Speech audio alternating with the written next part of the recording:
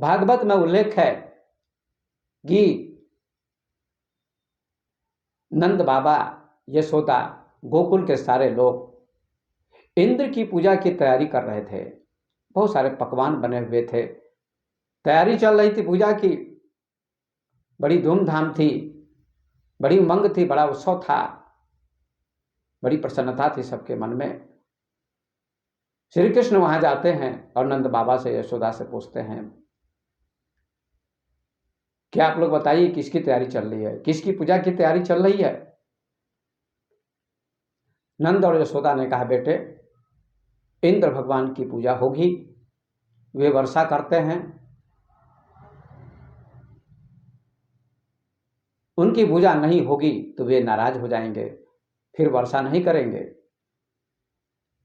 तो प्रतिवर्ष हम लोग इंद्र की पूजा करते हैं उनको प्रसन्न करने के लिए कि वे वर्षा करेंगे। श्री कृष्ण ने कहा, यह बात गलत है। आप लोगों ने इंद्र को देखा है? श्री कृष्ण ने यशोदा से, नंद से पूछा, आप बताइए दोनों कि आपने इंद्र को देखा है? तो नंद और यशोदा ने कहा, नहीं, हम लोगों ने इंद्र को नहीं देखा है। तो फिर नहीं देखा है तो उसकी पूजा करने की कोई जरूरत नहीं, जो दिखाई पड़ता है उसकी पूजा कीजिए। पर्वत की पूजा कीजिए, जंगल की पूजा कीजिए, नदी की पूजा कीजिए, सूरज की पूजा कीजिए, क्योंकि इनसे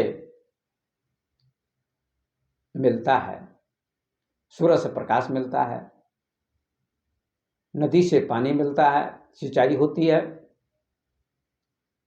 जंगल से लकड़ी मिलती है,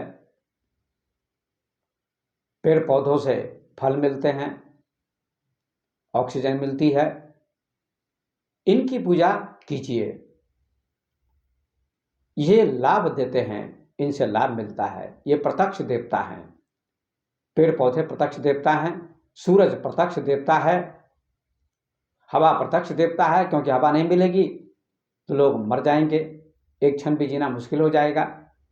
नदी प्रत्यक्ष देवता है, जो जल देती है, उससे सिंचाई होती है, इसलिए इनकी पूजा कीजिए।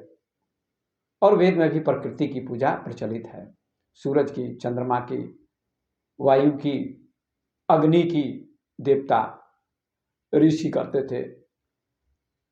प्रकृति की चीजों से ऋषि प्रार्थना करते थे। ये प्रारंभिक पूजा थी, अंतिम पूजा नहीं थी। अंत में उपनिषद की रचना हुई और उपनिषदों में प्रकृति की पूजा का कोई उल्लेख नहीं है। उपनिषदों में तो ऐसा वर्णन है कि जिससे सूरज चमकता है, चांद में रोशनी होती है, हवा चलती है, नदी चलती है, पहाड़, समुद्र, पेड़ पौधे, पूरी प्रकृति जिससे संचालित होती है, जिससे चलती है, उस सत्ता का नाम ब्रह्म है, परमात्मा है, ईश्वर है। उसकी पूजा करनी चाहिए। उसकी पूजा से प्रकृति की पूजा हो जाती है। आप प्रकृति की पूजा कीजिए या नहीं कीजिए, प्रकृति आपको सब कुछ देती है। सूरज की पूजा कीजिए या न कीजिए, फिर भी सूरज से प्रकाश मिलेगा। चंद्रमा की पूजा कीजिए या न कीजिए, फिर भी चंद्रमा से चांदनी मिलेगी, शीतलता मिलेगी। नदी की पूजा कीजिए या न कीजिए, फिर भी नदी से पानी मिलेगा, आपको सिंचाई कर सकते हैं आप। पेड़ पौधों की पूजा कीजिए या न कीजिए, फिर भी आपको पेड़ पौधों से ऑक्सीजन मिलेगी, फल मिलेंगे, छाया मिलेगी, लकड़ी मिलेगी। फूल को प्रणाम कीजिए या न कीजिए, लेकिन फूल से सुगंध मिलेगी। इस प्रकार प्रकृति की पूजा कीजिए या न कीजिए, फिर भी प्रकृति देती है, दान करती है निरंतर। फिर भी लोगों का भाव है तो करते हैं, अच्छी बात है। लेकिन प्रकृति को संचालित करने वाली जो सत्ता है, ब्रह्म है, उसकी पूजा कर लेने से सबकी पूजा हो जाती है। न तत्र भाति सूर्यो न चंद्र तारकम नेमा विदुतो भांति कुतो अयम अग्नि तमेव भांतम न भाति तस् भाषा सर्वमिदं विभाति। कठोपनिषद में ऋषि कहते हैं कि जिससे सूरज प्रकाशित होता है, चंद्रमा प्रकाशित होता है, तारे प्रकाशित होते हैं, अग्नि प्रकाशित होती है, उसी को तू ब्रह्म जान। वही ब्रह्म है, वही परमात्मा है, वही ईश्वर है।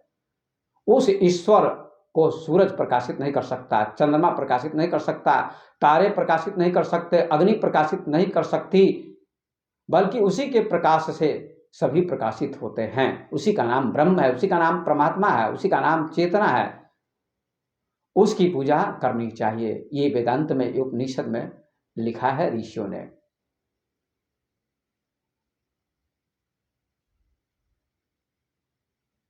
प्रारंभ में ऋषियों ने प्रकृति की पूजा का वर्णन किया, लेकिन अंत में ब्रह्म की उपासना का वर्णन किया है।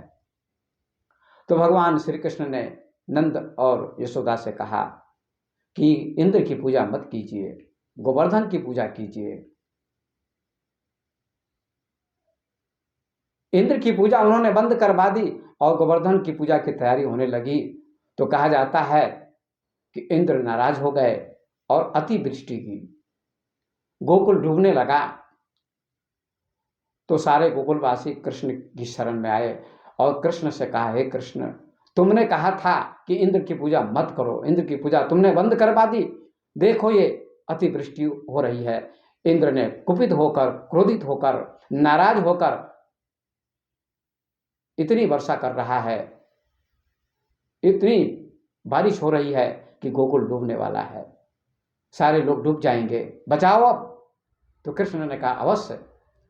उन्होंने, कहते हैं, पर्वत उखाड़ लिया और बाएं हाथ की तर्जनी अंगुली पर गोवर्धन को उठा लिया और गोकुल की रक्षा की। 7 दिनों तक गोवर्धन को उठाए रखा।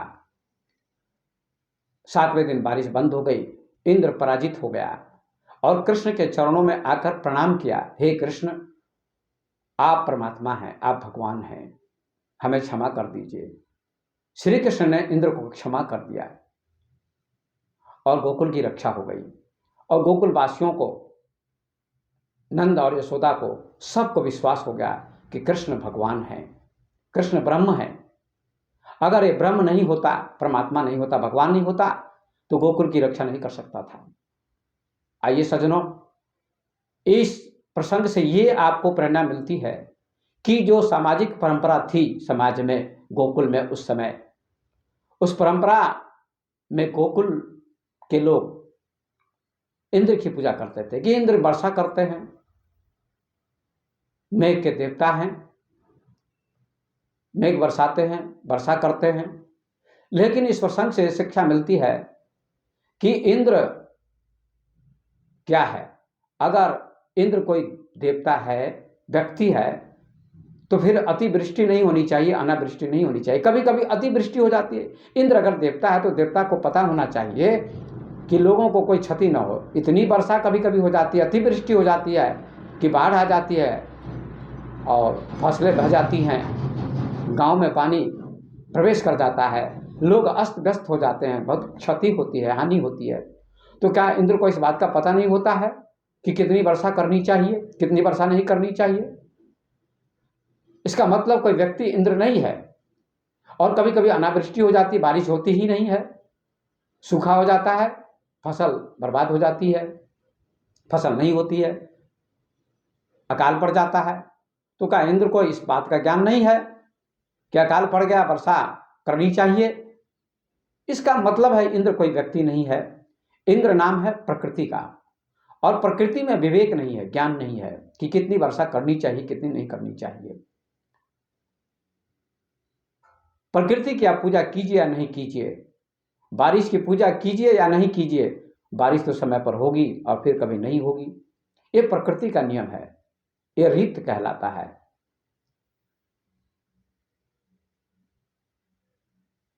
रीतस्य तंतुम विततम, नियम फैले हुए हैं, प्रकृति के नियम सर्वत्र फैले हुए हैं।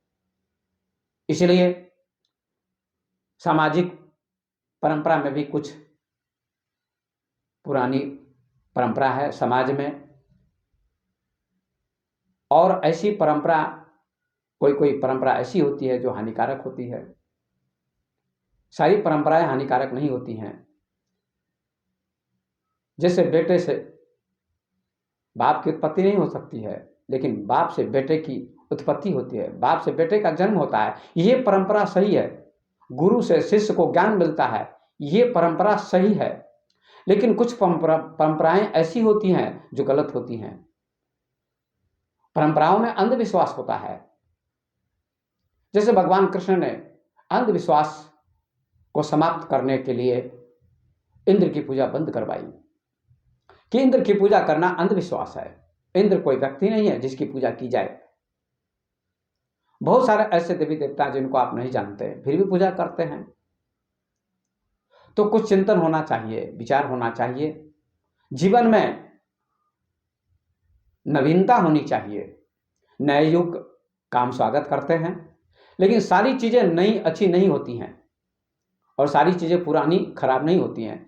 जैसे हम नए युग का भी स्वागत करते हैं, विज्ञान का स्वागत करते हैं, नए वर्ष का स्वागत करते हैं, अच्छी बात है, लेकिन कुछ नई परंपरा भी गलत होती है, नई बातें भी गलत होती हैं। जैसे नए वर्ष के अवसर पर लोग मारकाट करते हैं, ये नया फैशन चल पड़ा है। 1 जनवरी के दिन करोड़ों जीव काटे जाते हैं, करोड़ों जीवों की हत्याएं होती हैं, करोड़ों मुर्गे काटे जाते हैं, करोड़ों बकरे काटे जाते हैं और लोग उत्सव मनाते हैं। एक तरफ तो उत्सव मनाते हैं, एक तरफ खुशियां मनाई जाती हैं, एक तरफ उमंग होती है, एक तरफ उल्लास होता है, एक तरफ आनंद होता है और दूसरी तरफ जीवों की, प्राणियों की हत्या होती है। क्या ये नई परंपरा सही है? नहीं, ये फैशन है, ये गलत है और पढ़े लिखे लोग भी इसका चिंतन नहीं करते। मैं कहना चाहता हूं लोगों से, इस वीडियो को सुनिए, इस प्रवचन को सुनिए और चिंतन कीजिए। पढ़े लिखे लोगों से मैं निवेदन करता हूं कि आज पढ़े लिखे लोग भी भ्रष्ट हो चुके हैं। नए साल के अवसर पर, नए साल के स्वागत में आप जो गलत काम करते हैं, ये गलत काम नहीं होना चाहिए। हिंसा नहीं होनी चाहिए, हत्या नहीं होनी चाहिए। उत्सव का मतलब प्रेम, और जहां प्रेम होगा वहां हत्या नहीं होगी, हिंसा नहीं होगी। लेकिन बकरे काटे जाते हैं, मुर्गे काटे जाते हैं, खून की नदियां बह जाती हैं। क्या ये उत्सव है? क्या 1 जनवरी इसी का नाम है? मैं तो कहना चाहता हूं लोगों से कि 1 जनवरी के नाम पर यह बहुत गलत काम हो रहा है। इसका नाम 1 जनवरी है, लेकिन मैंने नाम रखा है, एक नया नाम मैंने दिया है, एक जान मारी। 1 जनवरी के दिन अनेक जानें मारी जाती हैं, अनेक जानों की हत्या होती है। क्या यही धर्म है? क्या यही उत्सव है? क्या यही नया वर्ष है? नए वर्ष के स्वागत में आप सबसे प्रेम करें, क्योंकि सबके अंदर वही परमात्मा है, वही भगवान है। किसी की हत्या करना कितना बड़ा पाप है। आपकी एक अंगुली काट दी जाएगी तो कितना कष्ट होगा, कितना दर्द होगा, कितनी पीड़ा होगी। लेकिन बकरे की गर्दन काट दी जाती है, मुर्गे की गर्दन काट दी जाती है, वे काटे जाते हैं। क्या यही धर्म है? क्या यही प्रेम है? क्या यही उत्सव है? क्या यही नए वर्ष का स्वागत है? नहीं। नए वर्ष के स्वागत में मैं कहना चाहता हूं पढ़े लिखे लोगों से, डॉक्टर से, इंजीनियर से, प्रोफेसर से, चाहे जो भी लोग हैं, उनसे मैं कहना चाहता हूं कि आप हत्या न करें, नए वर्ष का स्वागत करें। नए विचार आपके जीवन में आने चाहिए, आपके मन में आने चाहिए। नया चिंतन कीजिए, नई दृष्टि होनी चाहिए। कुछ चीजें पुरानी भी अच्छी होती हैं। जैसे पुराने नाम बहुत अच्छे होते हैं, आजकल लोग नए नए नाम रखते हैं। पुराने नाम बहुत अच्छे थे, राम, सीता, लक्ष्मण, भरत, शत्रुघ्न आदि अच्छे नाम पहले लोग रखते थे। लेकिन आज फैशन के दौर में नए नाम रखते हैं, टिंकू, पिंकू, न जाने कितने नए नाम रखे जाते हैं जिनका कोई भी अर्थ नहीं होता है। लेकिन राम का नाम रखने से, अपने बेटे का नाम राम रखने से, बेटी का नाम सीता रखने से, शांति रखने से, सावित्री रखने से, मीरा रखने से, सावित्री रखने से, सबरी रखने से, गार्गी रखने से आपको अच्छे नामों की याद आएगी। राम नाम अपने बेटे का रखिए, लक्ष्मण नाम रखिए, भरत नाम रखिए, शत्रुघ्न नाम रखिए, दशरथ नाम रखिए, शांतनु नाम रखिए, भीष्म नाम रखिए, बुद्ध नाम रखिए, महावीर नाम रखिए, विवेकानंद नाम रखिए। अच्छे अच्छे नाम रखेंगे तो आपको उन नामों के सहारे महापुरुषों की याद आएगी। अच्छे अच्छे नामों के माध्यम से आपको महापुरुषों की याद आएगी, परमात्मा की याद आएगी, और आपके जीवन में शांति आएगी, प्रेम आएगा, आनंद आएगा, आपका जीवन उत्सव बनेगा, प्रेम बनेगा। कुछ पुरानी चीजें भी अच्छी होती हैं, जैसे पुराने चावल अच्छे होते हैं खाने में और नए चावल अच्छे नहीं लगते खाने में। ऐसे कुछ चीजें पुरानी अच्छी होती हैं, कुछ नई अच्छी होती हैं। तो नए दिन के शुभ आगमन पर, नए वर्ष के शुभ आगमन पर मैं आप सबसे निवेदन करना चाहता हूं, इस वीडियो को जरूर देखिए, सुनिए, समझिए, चिंतन कीजिए।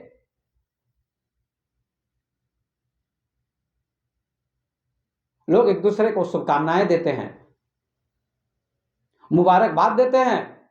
1 जनवरी को दिन 1 जनवरी को सारे लोग एक दूसरे को शुभकामनाएं देते हैं, लेकिन शुभकामना के साथ साथ चिंतन भी करना चाहिए, विचार भी करना चाहिए कि आज के दिन अच्छा भोजन भी करना चाहिए।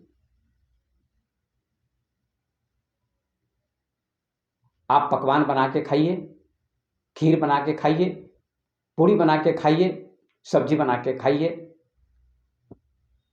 कितनी प्रसन्नता होगी। ये देवता का भोजन है। पकवान देवता का भोजन है। खीर, पूड़ी, हलवा, सब्जी, ये देवता का भोजन है। और बकरे की हत्या करके मांस खाना, मुर्गे की हत्या करके मांस खाना, ये मानव का भोजन नहीं है, ये दानव का भोजन है, ये राक्षस का भोजन है। चिंतन करना चाहिए कि 1 जनवरी के दिन हम उत्सव मनाते हैं, लेकिन जीवों की हत्या करते हैं। ये कितना बड़ा पाप है, कितना बड़ा धर्म है। ऐसा नहीं होना चाहिए। तो सज्जनों, मैं 1 जनवरी 2022 को आप सबको एक संदेश देना चाहता हूं, कुछ कहना चाहता हूं, शुभकामना भी देना चाहता हूं कि आपका दृष्टिकोण नया हो, आपकी दृष्टि नई हो, आपका विचार नया हो, आपका चिंतन नया हो। वैसे तो आज के दिन को हम नया कहते हैं, नया वर्ष कहते हैं, नव वर्ष कहते हैं, लेकिन दूसरी बात यह भी मैं कहना चाहता हूं कि हर कुछ वही है। पृथ्वी भी वही है, चांद भी वही है, सूरज भी वही है, पेड़ पौधे भी वही हैं, फूल भी वही हैं, नदियां भी वही बहती हैं, पहाड़ भी वही है, समुद्र भी वही है, चांद भी वही है, हवा भी वही है। सारी चीजें तो पुरानी ही हैं, लेकिन पुरानी चीजों में से भी नई खोजें होती हैं, नए आविष्कार होते हैं, नया चिंतन होता है।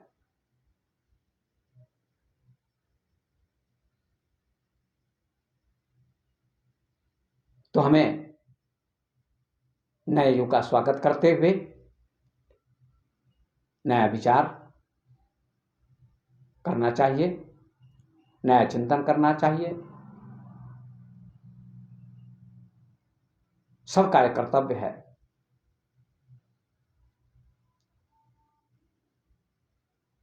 आपका प्रत्येक दिन अच्छा होना चाहिए।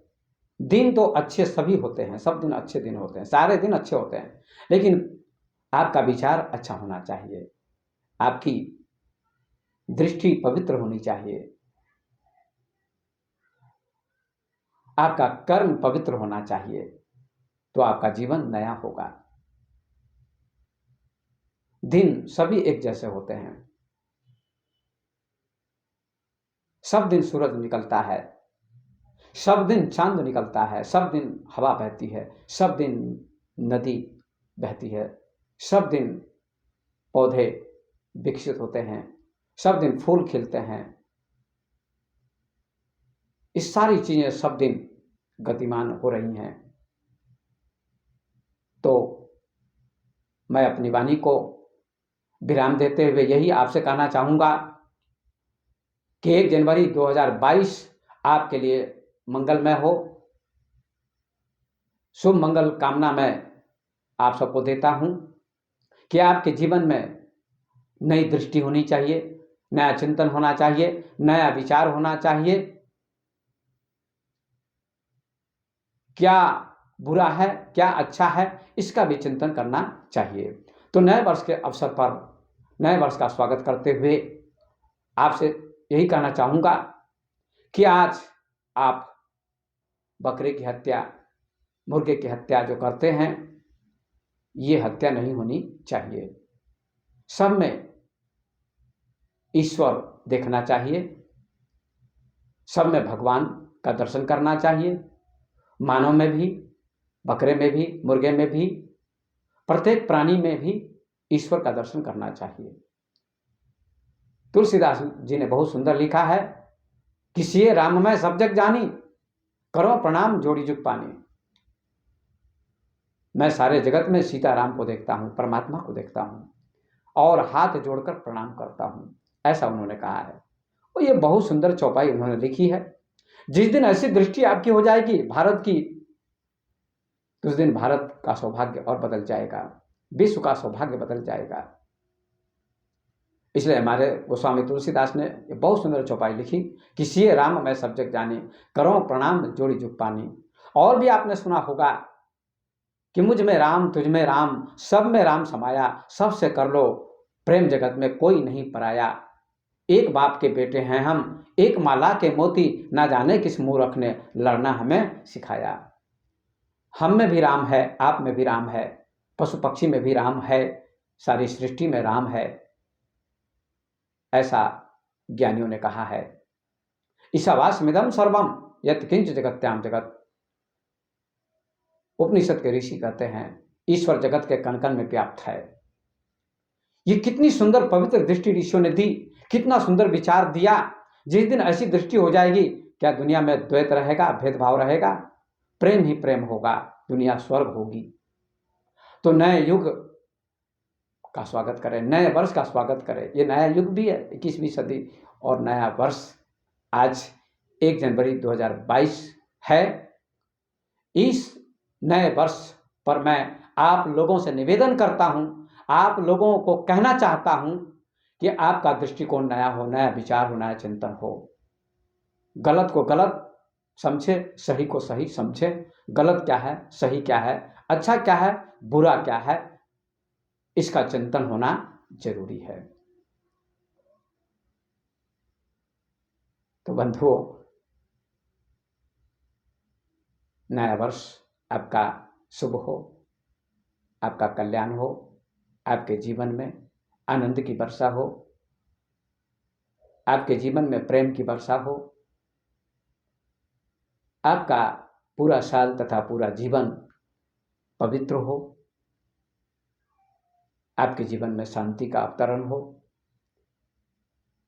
घर में, परिवार में प्रेम हो, पति और पत्नी में, भाई और भाई में, पिता और पुत्र में, पड़ोसी और पड़ोसी में, सब में प्रेम का भाव हो, तो आपका जीवन पवित्र होगा, निर्मल होगा। यही नया विचार है। तो नया दिन का अर्थ, नए वर्ष का अर्थ नया विचार, नया चिंतन होना चाहिए। ये एक क्रांतिकारी विचार मेरा है।